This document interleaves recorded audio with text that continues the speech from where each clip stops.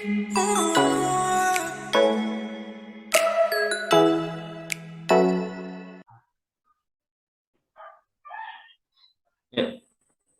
baik. Bismillahirrahmanirrahim. Assalamualaikum warahmatullahi wabarakatuh. Waalaikumsalam warahmatullahi wabarakatuh. Alhamdulillahirrahmanirrahim. Saya ucapkan terima kasih kepada Bapak Ahmad Syarif yang berkenan hadir pada podcast kali ini dalam rangka kita diskusi ringan mengenai kompetensi ataupun kompeten dalam core value berakhlak. Ya, beliau ini merupakan salah satu dosen di FISIP Unsulbar. Beliau juga sudah sangat melalang melintang ke berbagai mempelajari ilmunya. Ya, mudah-mudahan hari ini bisa sharing dengan kita di sini. Ya, boleh nanti saya meminta kepada Pak Arif, ya beliau terkait pemahaman ataupun memang apa ya statement tentang bagaimana sih kompetensi yang kompeten dalam core value berakhlak itu seperti apa. Itu mungkin nanti bisa sambil memperkenalkan diri sekaligus memberikan pemaparan sedikit tentang core value khususnya di bidang kompeten. Silahkan Pak Arif, saya berikan waktunya. Terima kasih Kang Haji atas undangannya hadir di podcast ini.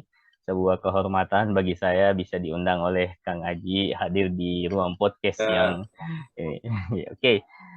Perkenalkan, nama saya Ahmad Arif Syarif, biasanya dipanggil Arif. Saya salah satu dosen pengajar di Prodi Ilmu Hukum Universitas Sulawesi Barat.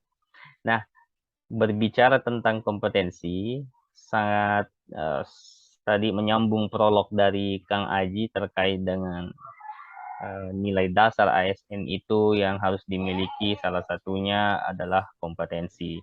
Nah, apa kompetensi itu sebenarnya? Kompetensi itu ada 3 aspek penting yang perlu diperhatikan dalam hal ketika berbicara tentang konsep kompetensi. Apa itu? Yaitu adalah aspek pengetahuan, kemudian aspek keterampilan, dan yang terakhir itu adalah aspek sikap. Nah, jadi 3 aspek ini, pengetahuan, keterampilan, dan sikap, itu adalah menunjang arti penting dari sebuah kompetensi. Nah, ketika kita ingin meningkatkan kompetensi kita, maka kompetensi pengetahuan itu tidak cukup, tapi ada juga kompetensi sikap. Ada juga kompetensi keterampilan. Nah, kalau sudah 3 hal ini kita miliki, pemirsa sekalian, maka eh, insya Allah kita akan mampu menghadapi tantangan-tantangan di masa yang akan datang. Saya kira itu pengantar dari saya, Kang Haji. Siap, terima kasih Pak Arif ya. Tadi penyampaian terkait apa namanya 3 aspek yang bisa dibilang terkait kompeten, ya dari pengetahuan, keterampilan dan sikap. Nah, dalam roadmap pembangunan ya ASN itu kan menargetkan bahwa tahun 2024 ini apa namanya bahwa ASN ini harus smart ataupun smart ASN, bisa disampaikan seperti itu. Nah, menurut Bang Arif, apa saja kira-kira yang dimaksud dengan indikatornya apa saja dan apa maksud dari pengertian smart ASN itu? Silakan. Baik, pertanyaan yang menarik dari Kang Aji terkait dengan apa saja sih yang perlu diperhatikan ketika berbicara Smart ASN itu. Nah, memang betul itu adalah salah satu visi Presiden yang mewujudkan Smart ASN. Nah, ada 8 karakteristik yang perlu diperhatikan ketika berbicara tentang Smart ASN ini. Nah, Kedelapan itu, yang pertama itu adalah integritas, nasionalisme, profesionalisme, kemudian wawasan global, IT dan bahasa asing, hospitality, networking, dan entrepreneurship. Nah, saya kira terkait dengan integritas ini sudah sangat jelas ketika Bahkan sebelum ada slogan Smart ASN, integritas itu tetap harus dipegang. Begitu juga nasionalisme, profesionalisme. Nah, yang terpenting yang saya perlu garis bawahi di sini adalah salah satunya adalah wawasan global. Nah, artinya apa? Wawasan global ini, ketika kita memiliki wawasan global, akan lebih membuka cakrawala berpikir kita. Setelah cakrawala berpikir kita terbuka, maka akan lebih penerimaan kita terhadap perbedaan itu akan juga lebih luas. Oh, ternyata seperti di sana belahan dunia ini. Ternyata dunia itu bukan yang sekitar yang saya lihat saja. Ternyata ada dunia yang manusia-manusia lain menghuni di sana. Oh, budayanya seperti apa di sana. Akhirnya wawasan kita semakin terbuka, wawasan global. Kemudian yang kedua yang perlu diperhatikan dalam mewujudkan Smart ASN ini itu adalah persoalan IT. Kita sudah tidak bisa menghindari lagi persoalan IT ini. Meskipun, boleh saya katakan prinsip saya itu meskipun saya anak hukum, ambil jurusan hukum, tapi tidak boleh gaptek. Tidak boleh IT, minimal saya tahu, sedikit editing beginilah untuk kepentingan-kepentingan mendesak. Kalau misalnya sudah tidak bisa dapat lagi ahli IT, ya minimal kita dulu yang bisa lah. Karena dengan adanya IT ini akan memudahkan kita dan menyelesaikan pekerjaan lebih cepat. Nah, yang ketiga yang perlu saya garis bawahi itu adalah networking, jaringan kita. Artinya, ketika kita sudah memiliki wawasan global, mampu di IT, maka insya Allah jaringan itu akan lebih luas lagi. Kita bisa menggunakan wawasan itu, menjadikan jembatan wawasan tersebut, termasuk juga IT untuk menjalin komunikasi, menjalin relasi kepada pihak-pihak yang mampu diajak bekerja sama untuk sama-sama mewujudkan kompetensi kita. Kurang lebih seperti itu, Kang Haji.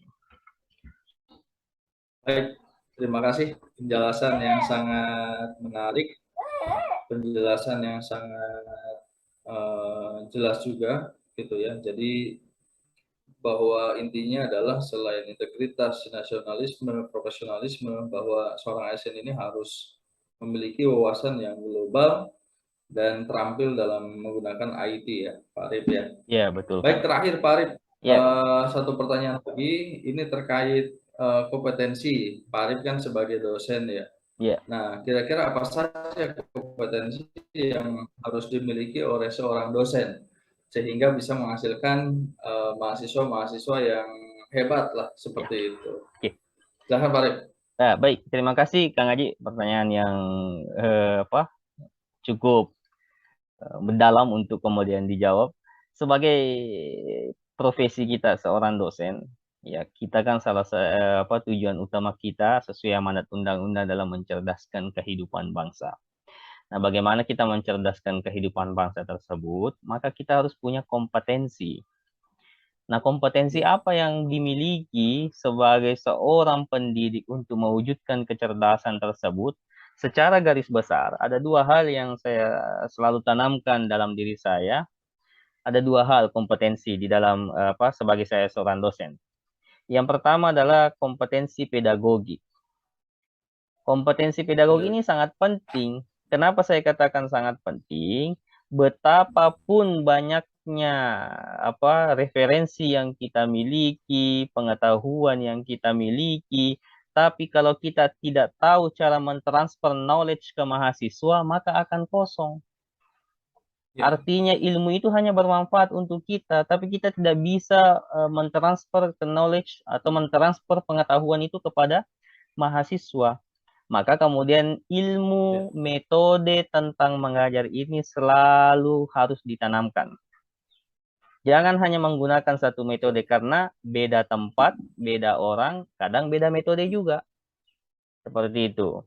Kita berhadapan dengan mahasiswa A, kelas A, kita berhadapan dengan kelas B dengan latar belakang yang berbeda. Kadang-kadang kita perlu menggunakan metode yang lain juga.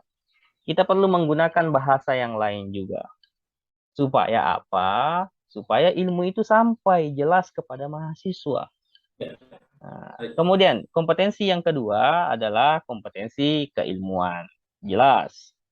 Artinya kedua kompetensi ini saling simbiosis mutualis, saling berkaitan. Kalau tidak ada yang satu, maka akan cacat.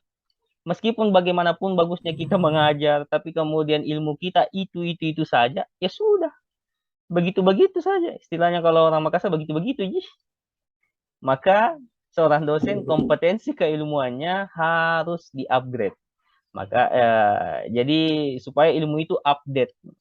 Seperti yang saya katakan, bagaimana mengupdate ilmu ya memperluas wawasan, melek IT dan lain sebagainya. Saya kira dua kompetensi ini sebagai seorang dosen kita perlu pegang erat untuk mewujudkan mahasiswa yang smart, mewujudkan kecerdasan bangsa. Terima kasih, Kang. Baik, terima kasih Pak Arif, super sekali tadi ya jawabannya. Jadi dua hal kompetensi yang harus dimiliki oleh seorang dosen adalah tadi kompetensi pedagogik, yang kedua adalah kompetensi keilmuan. Yeah. Saya kira cukup Pak Arif ya bahasan ini tentang kompetensi di sini. Yeah. Mudah-mudahan apa yang tadi disampaikan oleh Pak Arif ini mendapatkan menjadi ilmu baru buat kita semua di sini, baik yang melalui podcast ini maupun ya khususnya buat saya. Baik, sekali lagi terima kasih atas waktunya Pak Arif. Semoga kita diberikan kesehatan, kemudian diberikan kelancaran dalam menjalankan tugas sehari-hari. Terima kasih. Wabillahi taufiq wal hidayah. Assalamualaikum warahmatullahi wabarakatuh. Waalaikumsalam warahmatullahi wabarakatuh.